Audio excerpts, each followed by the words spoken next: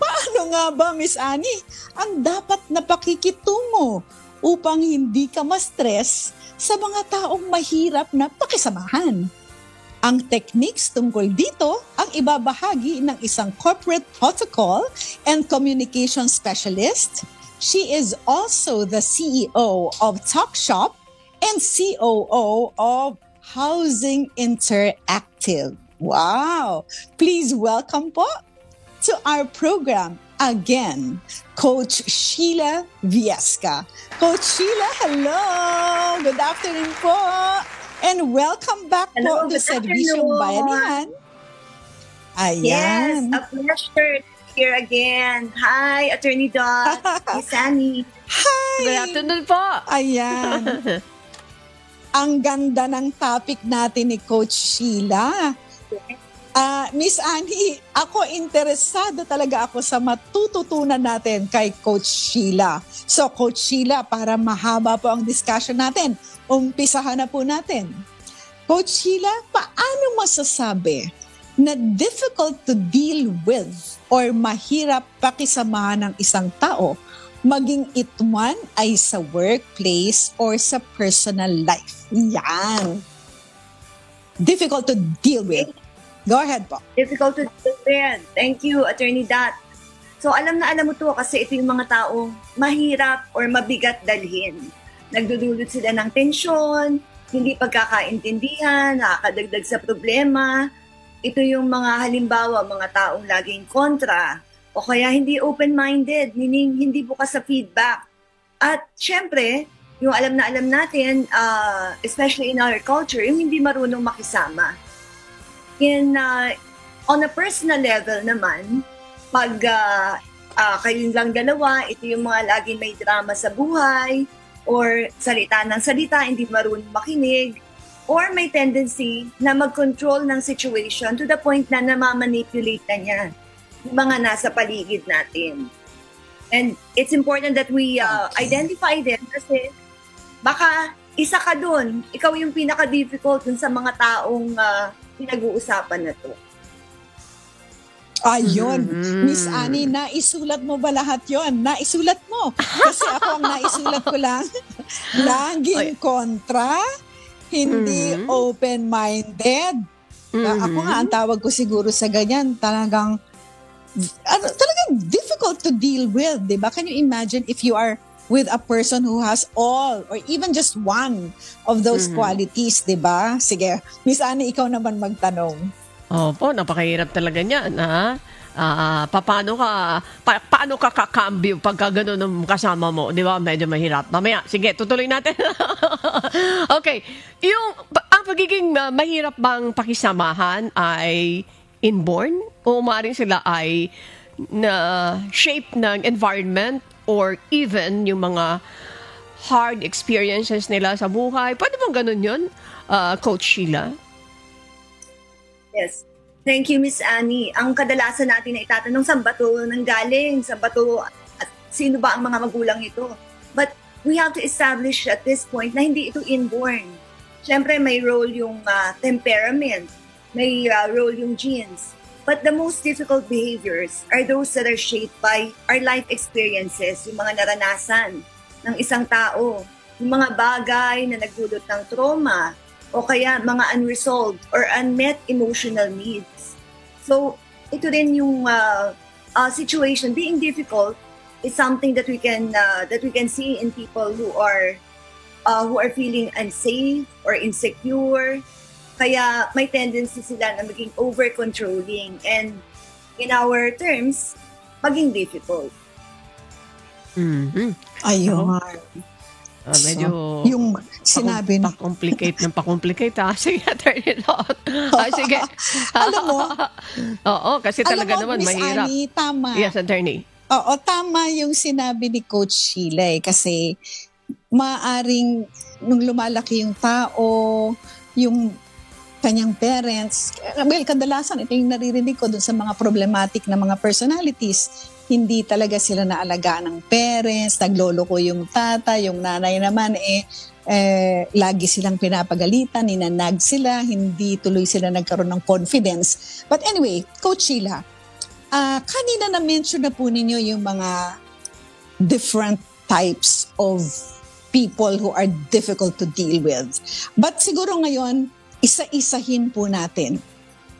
Ano-ano po yung uri ng difficult personalities, and how would we know if a personality is that kind of a difficult personality? Sige po, Coach Sheila. Thank you, Attorney Dot. So, marami naman tayong mga na-encounter na tao. So, ang kadalasan nating nakikita is the smoke. Diba? When there's smoke, there's fire. So, while we're going to establish or identify them, kailangan maintindihan din natin na the difficult behavior is usually an unhealed story. May pinanggalingan, may pinagdaanan. Nevertheless, yung mga karaniwang difficult personalities na na-encounter natin, unang-una, yung aggressive. Ito yung mga taong laging galit. O may pagkadominante kasi gusto nila lagi silang nasusunod. Sila yung laging nagsasalita. And then of course, yung isang version naman yan, yung passive-aggressive.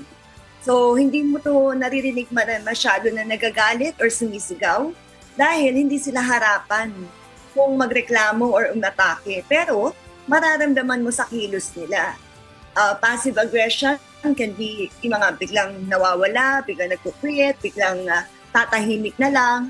And it's usually more scary to be around them because hindi mo alam kung ano yung nangyayari. Meron din naman tayo yung hindi masyadong on the aggressive side, pa-victim naman. Ito yung laging may sinisisi and they never have the accountability to own up to the concern. So, laging turo ng turo kung sino yung may kasalanan. At syempre, meron din naman yung know-it-all, yung tendency na, akuin na niya lahat. Hindi lang yun, because the know-it-all has a tendency to belittle others. So, may ganyang complex. And then, of course, ito yung very common sa atin, lalo na pag may mga pinagdadaanan, yung negative thinker. So, the negative thinker is the one who looks at the problem and then complains instead of finding the solution. So, ito rin yung mga ayaw ng pagbabago or takot sa pagbabago. So, I guess medyo marami na to, yung aggressive, yung passive-aggressive, yung victim, yung know-it-all, tapos yung negative thinker.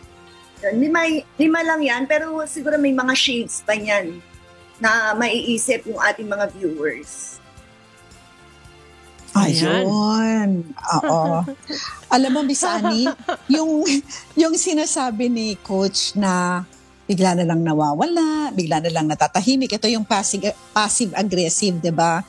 Mas gusto ko pa yung nagsasalita eh. Kasi alam mo yung nararamdaman niya.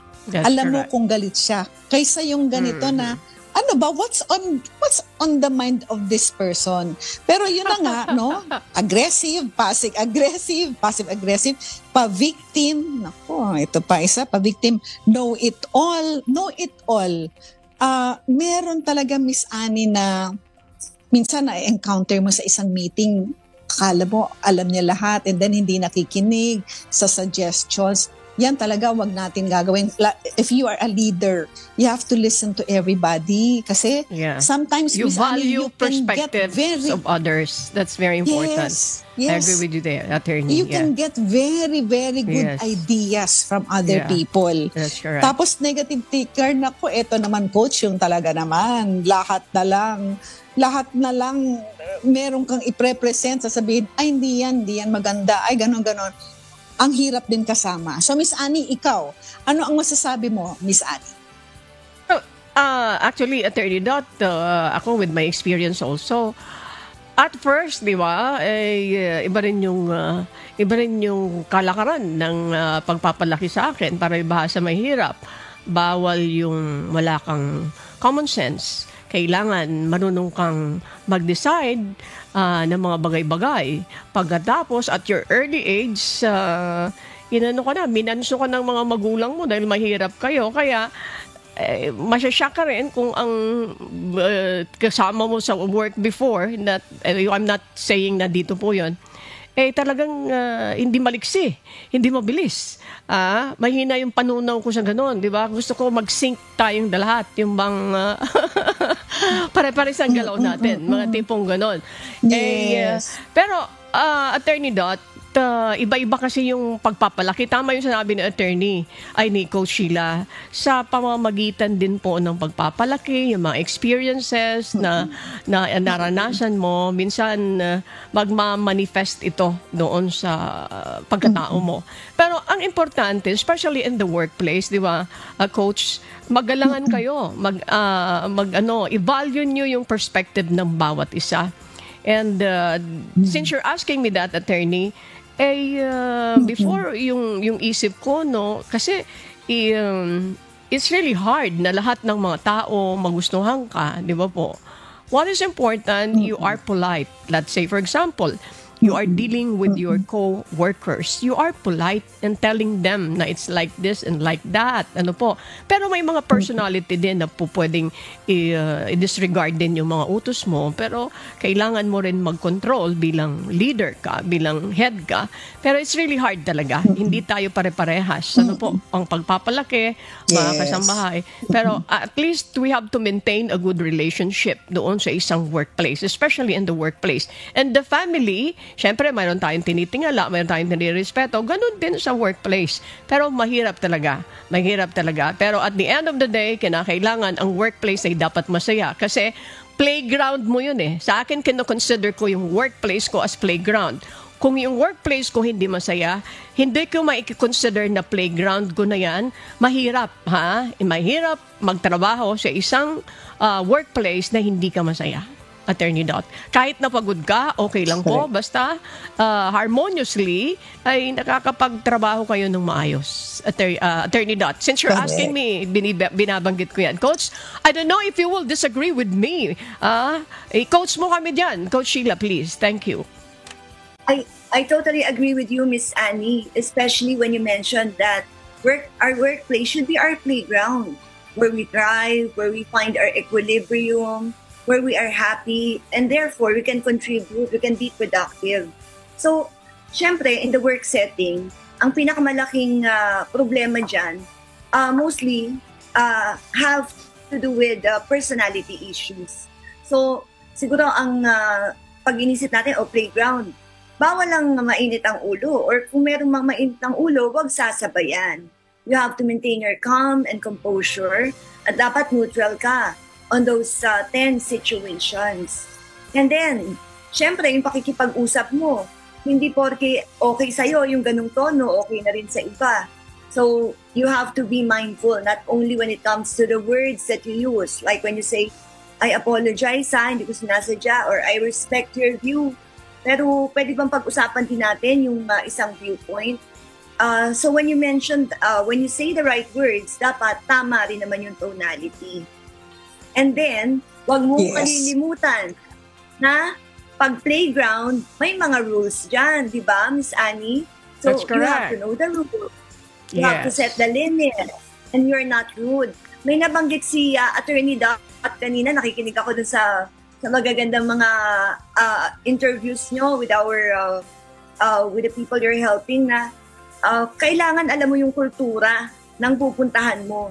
Ganun din when dealing with difficult people, ano ba yung culture ng organization? Ano ba yung culture ng community or ng grupong to? Para naman, you are not violating other people's space. Okay, very well said, Coach Sheila. Okay, Coach Sheila, napakaganda ng sinabi po ninyo kanina, yung communication. Kasi ako, Miss Annie, I'm sure ikaw din ganyan, ano? Ang style ko talaga, halika, mag-usap tayo. And always talk in a nice way. Kasi kapag hindi mo din naman sinabi, ikaw naman yung mai-stress. Hindi ka makakatulog, di ba? That's correct.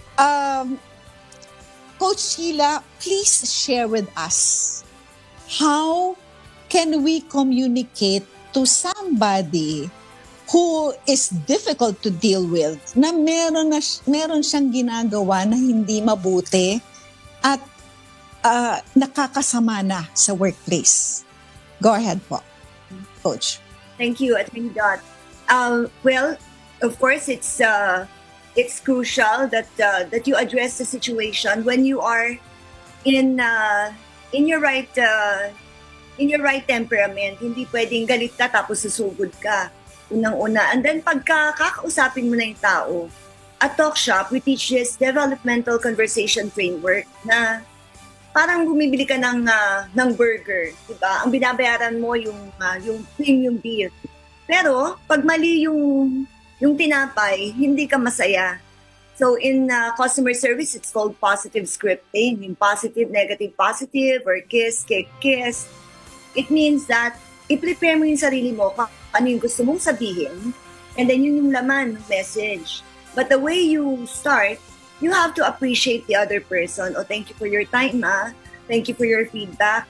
Salamat sa pagpunta mo. And then, ibigay mo yung reason why it matters that this person is going to talk to you. Pwede ba nating pag-usapan yung nangyari? Pwede ba nating i-address yung issue? And then, you get to the point para pag nahimay mo na, appreciation, and then the reason, and then the actual event, makapagbigay ka ng call to action. Kung nandun ka sa posisyon na pwede kang magpayo or pwede kang magsabi kung ano yung next step dun sa proseso. And never ever forget yung ribbon mo that will seal the deal. Thank you again for your time. O sige, let's work on this together.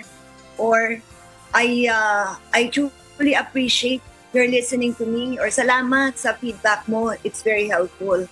So that means the way you start and the way you end should never ever be taken for granted. Kasi yan ang naririnig or yan ang natatandaan. Mm-hmm. Ang galing. So hindi yung pwede, Attorney Dot, ayan, hindi pwede yung tipo na galit ka kaagad.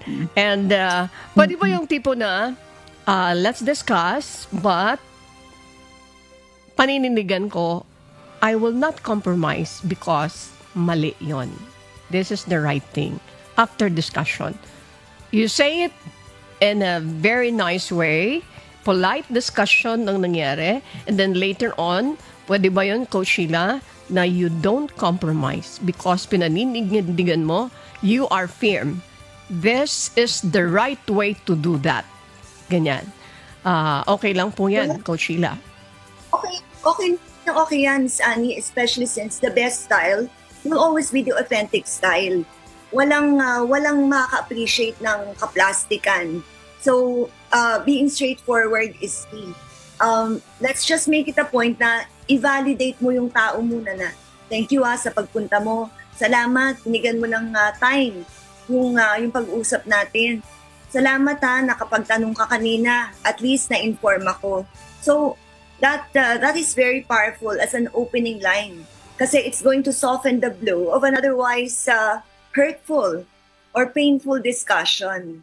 Tapos, yun, pag sa huli, ilalagay mo uli yung tinapay na na masarap. So, nakapaloob doon yung palaman. And definitely that's the right, Miss Annie. Be straightforward and be results-driven. Kasi walang nakaka-appreciate ng paligoy-ligoy. Dahil alam naman natin kung ano yung nangyari. Alam natin kung ano yung gusto ng tao. Ipalaman mo lang sa dalawang positive points. Yan. Thank you very much. Maraming salamat. Coach Sheila. Attorney, sige, tayo natutunan dito. Nako, Miss Annie, napakaganda talaga. Oo, I really love this topic. So, Coach Sheila, okay, we've been discussing mga iba-ibang klaseng mga difficult to deal with personalities. Meron po bang pag-asa na magbago yung mga ganyang klaseng tao na difficult to deal with? And paano po natin sila pwedeng suportahan? Sige po, Coach Sheila. Yes, definitely, Attorney Dot, Miss Annie, people can change. Pero kung gusto lang nila. So it's not up to us. Kahit ano pang assistance na ibigay natin, if they're not ready to be open-minded na may kailangan baguhin sa kanila, then walang mangyayari. And supporting people who are difficult doesn't mean na kailangan baguhin mo sila. It could be that you just have to keep the distance or offer clarity, or a lot of times compassion. Intindihin mo sila. Then do not feel the need to judge everything and everyone, kasi hindi natin alam kung ano yung mga pinagdadaanan or bakit sila ganito. So and then also, of course, there's a tendency, no, to look at what's wrong at everyone else.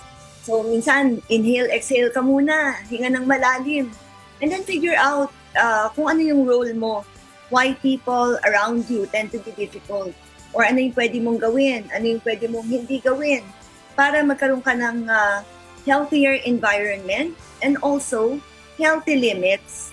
Dahil hindi lahat kailangan mong solusyonan, or hindi lahat ng tao kailangan mong baguhin.